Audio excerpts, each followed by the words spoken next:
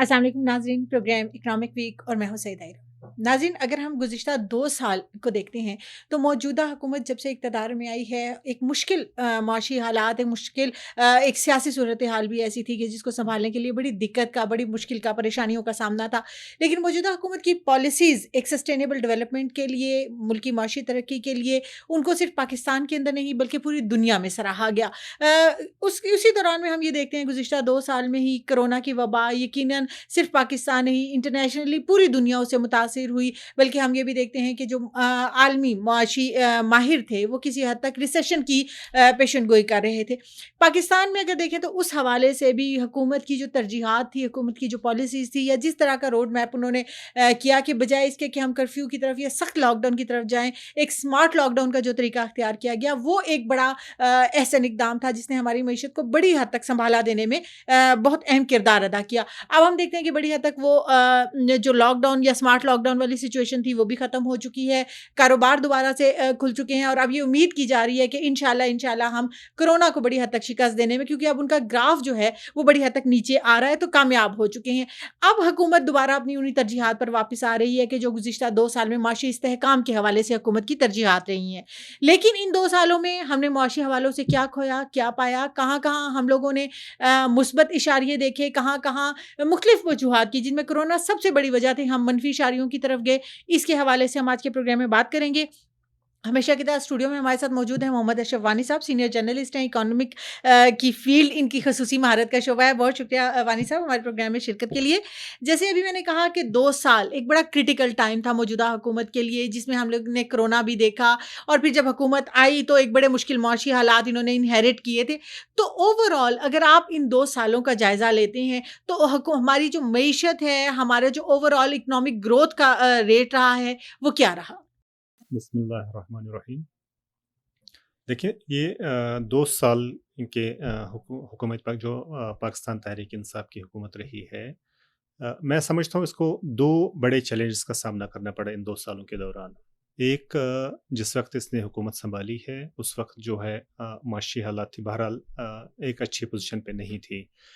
तो इन्हें बहुत जो उसके इकोनॉमिक इंडिकेटर्स थे वो डिपिक्ट कर रहे थे, शो कर रहे थे कि बहुत इकोनॉमी सही हालत में नहीं थी। उसके बाद जो इस साल में हमें नज़र आया वो कोरोना की सूरत में हमें नज़र आया कि जिसकी वजह से आपका जो है जीडीपी तकरीबन जो काफ़ी हद तक जो है वो नेगेटिव में चला गया। अच्छा, हर हुकूमत की क्या प्रायोरिटीज़ होती हैं जब भी वो हुकूमत संभालती, क्या प्रायोरिटीज़ होती है? सबसे पहले priority economic point of view से जब हम देखते हैं तो सबसे पहले होती है स्टेबलाइजेशन, यानी इकोनॉमी को स्टेबलाइज करना। जब एक दफ़ा इकोनॉमी आपकी स्टेबलाइज हो जाती है तो उसके बाद फिर आप ग्रोथ की तरफ चले जाते हैं, यानी आप वो फिर इनिशिएटिव लेते हैं जब आपने ग्रोथ की तरफ जाना होता है। जब मौजूदा हुकूमत ने जो इक़्तिदार संभाला 2018 में, तो उस वक्त माशी कंडीशन क्या थी? तो उसकी अगर आप मुख्तलिफ इशारे देखें, मुख्तलिफ इंडिकेटर्स इकोनॉमी के देखें, तो वो बहुत ज़्यादा आपको अच्छे नज़र नहीं आ रहे, मतलब नेगेटिव नज़र आ रहे हैं। फॉर एग्ज़ाम्पल, बहुत बड़ा जो इंडिकेटर था वो था करंट अकाउंट, जिसकी हम बात करते हैं। तो करंट अकाउंट जो था वो डेफिसिट में जा रहा था और बहुत ज़्यादा डेफिसिट में जा रहा था। तो इस हुकूमत ने सबसे पहले उन सेक्टर्स की तरफ तवज्जो देना शुरू कर दिया जहाँ पे बहुत ज़्यादा लीकेज इस तरह की हो रही थी। तो करंट अकाउंट को उन्होंने जो 20 से तकरीबन 3 बिलियन तक वो उसको लेने में कामयाब हो गए थे।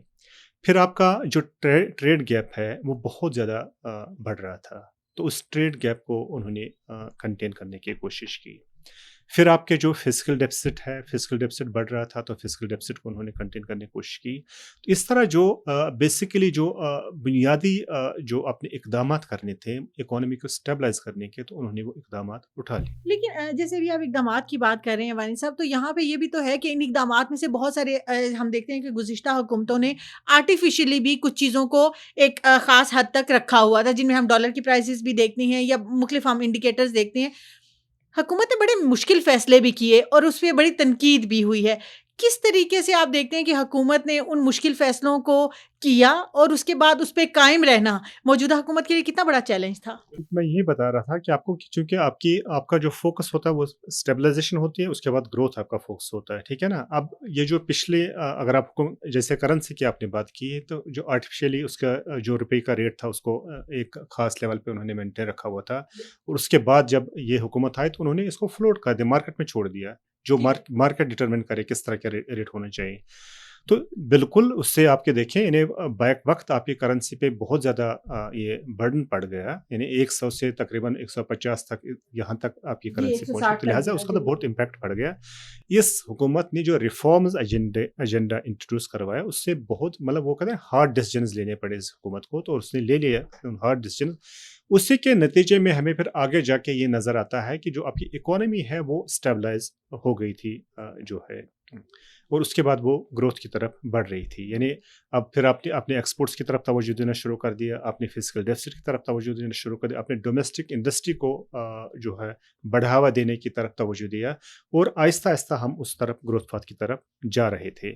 لیکن ایک سال گزرنے کے بعد، یعنی جب تک ان ریفارمز کا اب اثر ہونے لگا تھا، یعنی اب ہم اسٹیبلائز ہو گئے تھے، اسٹیبلائزیشن سے اب ہم گروتھ کی طرف جا رہے تھے، تو اس دوران جو ہے نا ایک اور آفت کرونا کی صورت میں آ گئی۔ یعنی اگر آپ دیکھیں فیبروری تک کے 2020 فیبروری تک کے اگر آپ فگرز دیکھیں، تو اس میں آپ کو واقعی نظر آ رہا ہے کہ ہم اسٹیبلائزیشن اس کی گروتھ کی طرف جا رہے ہیں۔ لیکن 2020 کے بعد ایفیکٹس جو کورونا نے چھوڑنا شروع کر دیے، ان کی وجہ سے ظاہر سی بات ہے وہ جو نیگیٹو ہونا شروع، یعنی پیچھے کی طرف اچھا ریورس سر، ہونا۔ یہ جو کرونا کے اوپر بھی حکومت کے اقدامات ہیں معاشی حوالوں سے، جس میں ہم نے دیکھا کہ اگر ہمارے پڑوسی ملکوں میں کرفیو کی سچویشن نافذ کی گئی، لیکن پاکستان میں وزیر اعظم صاحب نے اس کو اپوز کیا اور ایک اسمارٹ لاک ڈاؤن کا جو ایک طریقہ تھا اس کی طرف ہم لوگ گئے، بجائے اس کے کہ ہم لاک ڈاؤن کی طرف جائیں۔ یہ جو ڈیسیجنس تھے اس کریٹیکل سچویشن میں، جب دباؤ بھی بہت زیادہ تھا اور جو اپوزیشن اور باقی پارٹیز ہیں وہ ایک اسٹرکٹ لاک ڈاؤن کو جو ہے وہ سجیسٹ کر رہی تھی، تو کیا یہ جو اقدامات تھے یا یہ جو حکومت کا فیصلہ تھا یہ معاشی حوالوں سے کتنا سودمند ثابت ہوا؟ دیکھیے اس وقت تو بہت واقعی اس کی مخالفت ہوئی، بلکہ ناٹ پینک مطلب سچویشن صرف تھی۔ ہاں ڈومیسٹک نہیں، مطلب دنیا میں بھی اس پہ باتیں ہو رہی تھی اس وقت بھی۔ لیکن الٹیمیٹلی دیکھیں یہ جو آپ نے اس وقت ایک فیصلہ لیا، اس کا آپ کا اوور آل کیا فائدہ ہوا کہ نقصان ہوا، یہ ہم پہلے بھی باتیں کر چکے۔ اس وقت دیکھیں دو ایشوز تھے، ایک ایشو یہ تھا کہ آپ نے لوگوں کی جو ہیلتھ ہے، صحت ہے، اس پہ کمپرومائز نہیں کرنا، ایک تو یہ تھا کیونکہ کرونا آیا تھا تو بہت سارے لوگ متاثر ہو رہے تھے، تو لہٰذا فرسٹ پریورٹی ہماری صحت تھی۔ دوسرا اگر اب صحت کی طرف تھی، دوسرا اکانومی، یعنی کرونا کی وجہ سے اب جب آپ نے لاک ڈاؤن کر دی، ہر طرف لاک ڈاؤن ہو گیا، لوگوں کے روزگار ختم ہو گئے، اکنامک ایکٹیویٹی رک گئی، تو اس کے نتیجے میں لوگ بے روزگار ہو گئے اور لوگ فاقوں تک بھی نوبت پہنچ سکتی تھی۔ لہٰذا ایک سائڈ پہ ہیلتھ سیکٹر تھا، ایک سائڈ پہ اکانومی سیکٹر تھا۔ تو جو سمارٹ لاک ڈاؤن یہ جو گورنمنٹ نے انٹروڈیوس کرایا، میں نے آپ نے انہی جگہوں پہ یا اپنے پیریوڈک یہ جو ٹائم کر کے اتنے عرصے اتنے میں آپ مارکیٹ ایکٹیویٹی کر سکتے، اس میں نہیں کر سکتے، تو سمارٹ لاک ڈاؤن کا یہ فائدہ ہوا کہ ایک طرف تو آپ نے جو پریکاشنری میئر تھے ہیلتھ کے حوالے سے، ان کو آپ نے مینٹین رکھتے ہوئے کاروباری ایکٹیویٹیز کی اجازت دے دی، تو اس کا نتیجہ یہ ہوا کہ آپ نے لوگوں کو روزگار بھی فراہم کیا، دوسری سائڈ پہ جو کرونا ہے تو اس کو بھی آپ کنٹرول کر رہے بڑی ہیں۔ حد اور تک اس کنٹرول وقت کر اگر رہے آپ ہیں۔ دیکھیں، اگر آپ پاکستان کے فگر دیکھیں تو اللہ کا شکر ہے کہ اس وقت ہم بہت مطلب جس طرح ایکسپیکٹ کیا جاتا تھا کہ کرونا بڑھ سکتا تھا، تو بالکل مطلب بہت اس طرح وہاں نہیں ہوا، نہیں بالکل بلکہ بالکل کنٹرول کیا۔ دوسری اکنامک ایکٹیویٹی آپ نے اب چونکہ آپ نے اس کو الاؤ کر دیا تھا، ایک سمارٹ لاک ڈاؤن کے تحت اس کو آپ نے الاؤ کر دیا تھا، لہٰذا لوگ بھی اس طرح بے روزگار نہیں ہوئے جس طرح باقی ممالک میں ہوئے۔ اور یہی وجہ ہے اب ڈومیسٹکلی اگر آپ مطلب ہم نے خود بزنس مینس کے انٹرویوز کیے، بہت سارے لوگ جس سے وابستہ تھے، انہوں نے اس کو اپریشیٹ کیا، بلکہ دنیا میں پھر بہت سے ممالک نے اس اسٹریٹجی کو فالو کیا، انہوں نے پاکستان کی اسٹریٹجی کو فالو کیا، یہ جو کرونا کو نمٹنے کے لیے اسمارٹ لاک کی بالکل. طرف آ گئی. اچھا سر، جیسے بھی ہم لوگوں نے بات کی ہے کرونا سے سب سے زیادہ جو ان 2 سالوں میں ہمارا شعبہ متاثر ہوا ہے وہ ہماری امپورٹ اینڈ ایکسپورٹس کا تھا، کیونکہ ظاہر ہے کہ جب ہم نے ٹریڈ بند کر دی، ہمارے یہاں پہ لوکل انڈسٹری بھی ڈیفینیٹلی اس سے متاثر ہوئی ہوگی کسی نہ کسی حد تک، اور گورنمنٹ کی پرائورٹیز میں یہ تھا کہ ہم لوگوں نے امپورٹس پہ انحصار کم کر کے ایکسپورٹس کو زیادہ کرنا ہوگا. تو پچھلے 2 سال میں اگر ہم یہ برآمدات اور درآمدات کا جو موجودہ حکومت کی ترجیحات تھی وہ کس حد تک رہی ہیں، اور پھر یہ کرونا کی سچویشن کے اندر جو ہمارا یہ سچویشن بنی ہے وہ کیا رہی؟ دیکھیں شروع میں ہی حکومت نے اگر آپ دیکھیں تو امپورٹس پہ انہوں نے مطلب ایک پالیسی ڈیولپ بنائی تھی جس سے آپ کی امپورٹس کم ہو گئی تھی، اور ظاہر سی بات ہے ایکسپورٹس کو آپ نے بڑھاوا دینے کی کوشش کی. یہ گورنمنٹ کی شروع سے یہ پالیسی رہی کیونکہ انہوں نے بیسیکلی کرنٹ اکاؤنٹ ڈیفیسٹ کو کنٹین کرنا تھا. اچھا اس سے اب آپ آگے آ جائیں، دیکھیں آپ کی ایکسپورٹس بہرحال بڑھ رہی تھی، ٹھیک ہے. اب لیکن چونکہ ایک انپریسیڈنٹڈ سچویشن ہو گئی، یعنی پوری دنیا میں جب مارکیٹ بند ہو گئی تو آپ کیا چیز ایکسپورٹ کریں، تو لہٰذا آپ کے ایکسپورٹس تو متاثر ہو گئی. لیکن اگر آپ اب جو شروع کا منتھ ہے، اب یہ جو اس سال کا 2021 جو ہمارا اب یہ فائنانشیل ایئر چل رہا ہے، اس میں اگر آپ دیکھیں تو اب آپ کو اگین جو ہے نا وہ جو اکانومی ہے وہ آپ کو اب اسٹیبل اس طرح نظر آنا شروع ہو گئی. مثلاً ایکسپورٹس کو اگر آپ کمپیئر کریں اس جولائی کو پچھلے جولائی کے ساتھ ایئر آن ایئر بیس پہ جب آپ کمپیئر کرتے ہیں تو اس میں آپ کو گروتھ نظر آ رہی ہے. ایون کہ آج کی رپورٹ اگر آپ اسٹیٹ بینک آف پاکستان کی دیکھیں، جو ریمیٹنسز ہیں، ریمیٹنسز آپ کے جو ہے اس سال جو ہے نا یہ جو جولائی کا مہینہ اس میں ریمیٹنس آپ کی بڑھ گئی ہے. منتھ نہیں ایئر آن ایئر یہ تقریباً 2.5 بلین روپیز اس جولائی میں آپ کے یہ. حالانکہ یہ کہا جا رہا تھا جب یہ کرونا کا پورا ایپیسوڈ سٹارٹ ہوا تو یہ کہا جا رہا تھا کہ ریمیٹنسز وہ شعبہ ہوگا جو شاید سب سے زیادہ متاثر ہوگا، کیونکہ بیرون ملک بھی بہت بڑی تعداد میں جو ہمارے پاکستانی ہیں وہ بے روزگار ہوں گے. لیکن ہم دیکھ رہے ہیں کہ اس میں کافی بہتری ہمارے سامنے آئی ہے. بالکل. تو اس لیے پچھلے سال بھی اگر آپ دیکھیں تو یہ 23 بلین کے قریب جو ہے ریمیٹنسز آئے تھے ایز کمپیئر ٹو 21.7 بلین جو پچھلے سال اسی عرصے میں یہ ہوا تھا. لہٰذا آپ کی ایکسپورٹس جو ہے وہ انہوں نے اب جو ہے یعنی کرنٹ اکاؤنٹ یہ جو ٹریڈ ڈیفیسٹ اگر آپ دیکھیں تو اس میں جولائی میں آپ کو بہت کمی نظر آ رہی ہے. ایکسپورٹس آپ کے بڑھ گئے، امپورٹس آپ کے ریڈیوس ہوئے ہیں. اس کے علاوہ یہ جو ہم ریمیٹنسز کی بات کریں، ریمیٹنسز آپ کے بڑھ گئے ہیں.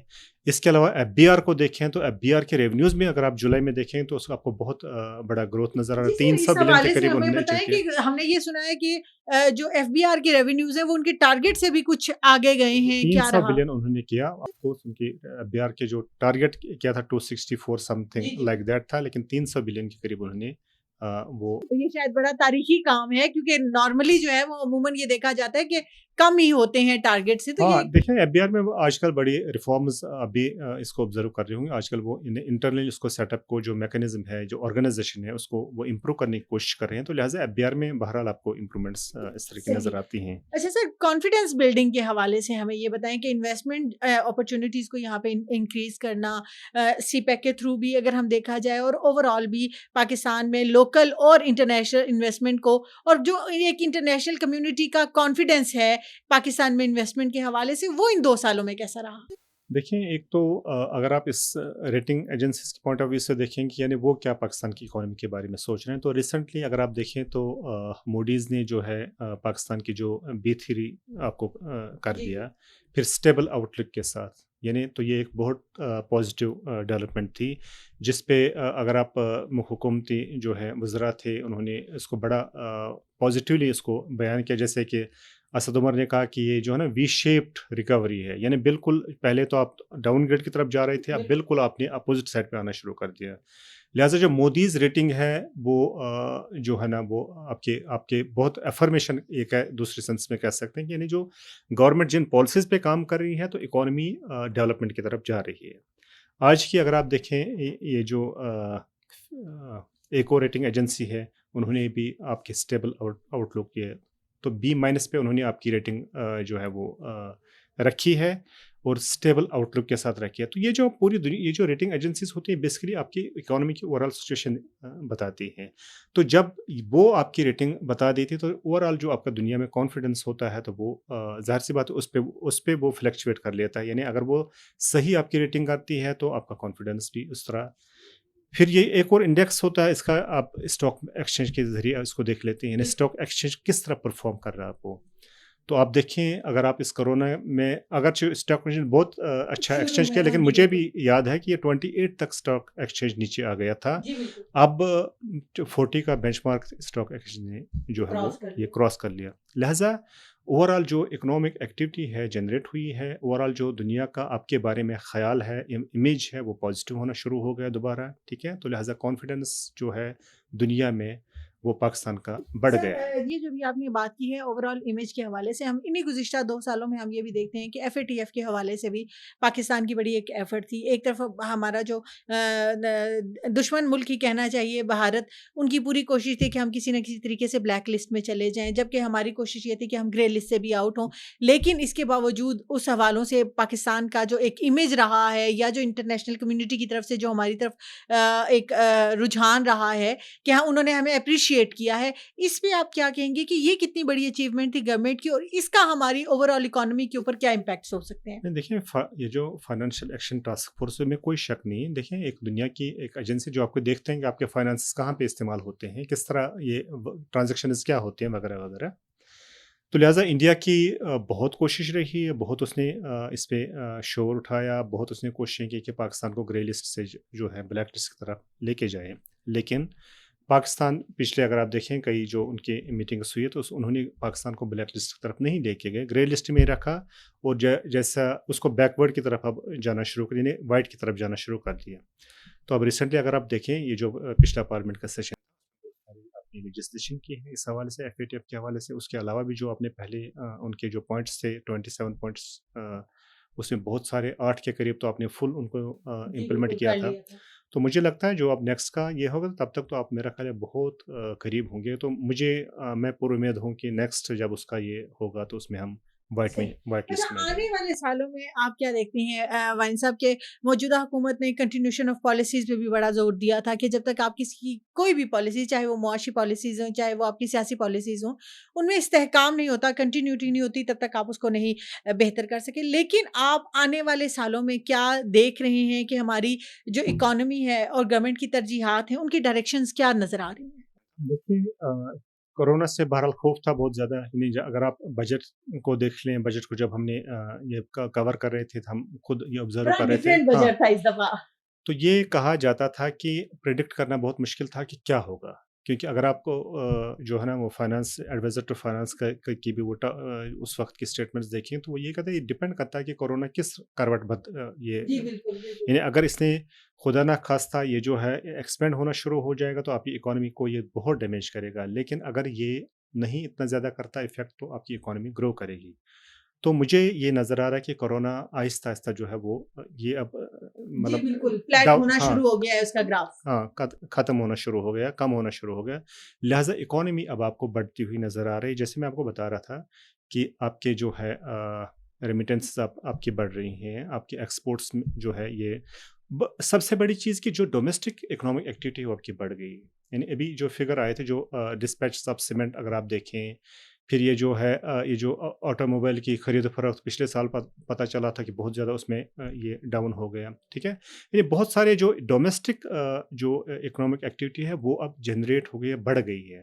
تو اس کا مطلب ہے کہ اکنامی جو ہے وہ پازیٹیو کی بڑھاوے کی سائڈ طرف پہ۔ جائے. تو لہٰذا مجھے اس میں کوئی جو ہے شیوانی صاحب، جاتے جاتے آپ سے یہ جاننا چاہیں گے کہ آپ کیا سمجھتے ہیں کہ آنے والے سالوں میں اب جب ہم کورونا کو بڑی حد تک شکست دینے میں کامیاب ہو گئے ہیں، اور ہم یہ دعا بھی کرتے ہیں کہ یہ دوبارہ کسی بھی طریقے سے جو ہے وہ اس کا گراف اوپر نہ جائے، کون سے ایسے سیکٹرز ہیں، کون سے ایسے ایریاز ہیں جن پر حکومت کو آنے والے سالوں میں فوکس کرنا چاہیے ہماری اکانومی کے لیے، یا وہ کون سے نیگلیکٹڈ ایریاز ہیں جن پہ اگر ہم فوکس کریں تو ہماری اکانومی میں زیادہ بہتری آ سکتی ہے؟ دیکھیے میرا خیال ہے حکومت جو ہے نا ترجیحی بنیادوں پہ جو کر رہی ہے میرا خیال ہے وہ صحیح کر. مثلا میں آپ کو بتا دوں، دیکھیں اس وقت پاکستان کی سب سے بڑے جو ڈویڈنڈ کہتے ہیں نا ہم، یوتھ ہے. بالکل تو یوتھ پہ اگر آپ انویسٹمنٹ کرتے ہیں تو بہت آپ کو بہت زیادہ اس کا فروٹ مل جائے گا. تو گورنمنٹ کی میرا خیال ہے یوتھ پہ بہت جو ہے وہ فوکس ہے. جیسے کہ ابھی آپ نے ایک مثال میں آپ کو کامیاب نوجوان کی جو کامیاب جوان جی، پروگرام کی اور بھی دے ہنر دیتا مند ہوں. پروگرام اور اس طرح اس کا جو ہے وہ انہوں نے 5 ملین سے بڑھا کے 25 ملین تک آپ کا لون لمٹ کر دیا. اس کے بعد جو آپ لون لیں گے تو اس کا پہلے یعنی 50% کے قریب کٹ کر دیا آپ کو انٹرسٹ ریٹ میں. فرض کریں آپ 8% पे वो लोन लेती थी, अब आपको 3% देना पड़ेगा। आप 8% पे लें तो आपको 4% लेना पड़ेगा। सही। पहले आपके पास ये थी कि आप 50 लाख तक लोन ले सकते थे, किसी भी कोई भी प्रोजेक्ट अपना शुरू करने के लिए, काम शुरू करने के लिए। अब आपको 25 मिलियन यानी 2.5 करोड़ के करीब आपको जो है उसकी वो लिमिट मतलब 5 टाइम्स एक तरह से बढ़ा दी तो है। लिहाज़ा ये देखिए ये मैं समझता हूँ कि स्ट्रेटजी क्लियर है अब जो चूँकि आपको यूथ को ये कर लेना है। टारगेट करना है ताकि बिल्कुल।